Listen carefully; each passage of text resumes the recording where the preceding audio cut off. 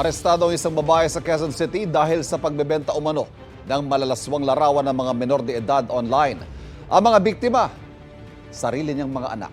Paliwanag ng suspect sa pulisya, kailangan niyang kumita kaya niya nagawa ang krimen. Laging una ka sa balita ni Bea Pinlac, exclusive.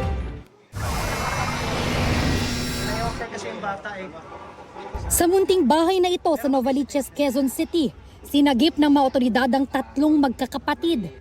Dalawang batang lalaki na edad 14 at 4 at isang babaeng 12 taong gulang.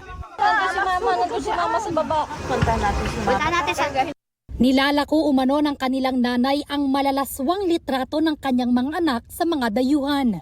Napaka-active mag-offer ng nanay, lalo na yung kanyang bunso, tsaka yung babae.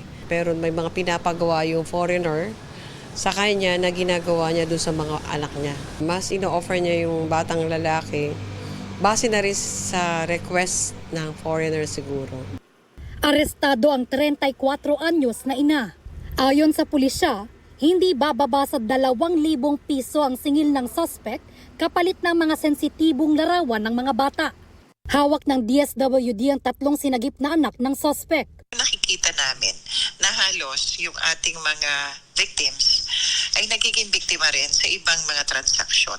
Minsan nakikita sila na yung mga pictures na ito or images na ito ay kumakalat sa internet at kumbaga na ipapasa-pasa na.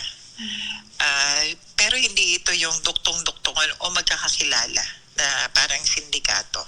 Hindi na nagbigay ng pahayag ang suspect sa harap ng kamera.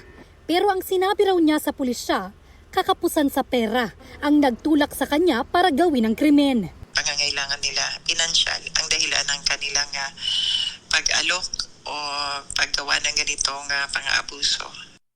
Reklamong trafficking in persons at paglabag sa batas kontra online sexual abuse and exploitation of children, kaugnay ng Cybercrime Prevention Act ang kinakaharap ng suspect.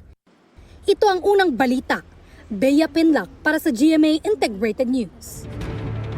Kapuso, huwag magpapahuli sa latest news and updates. Maging una ka sa balita at mag-subscribe sa YouTube channel ng GMA Integrated News.